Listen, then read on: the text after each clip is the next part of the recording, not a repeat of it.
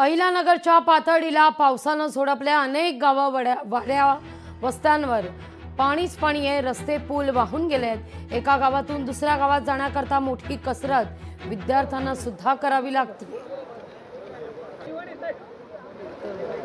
जीवघेणा प्रवास करून या ठिकाणी इच्छित स्थळ गाठावं लागतंय।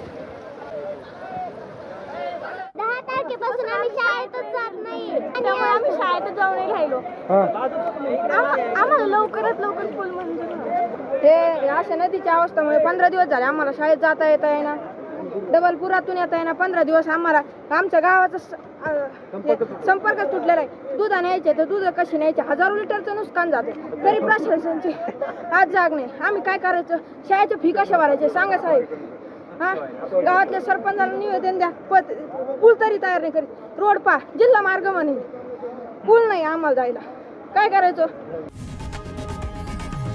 लोकशाही मराठी ऐका, पहा, जागरूक रहा।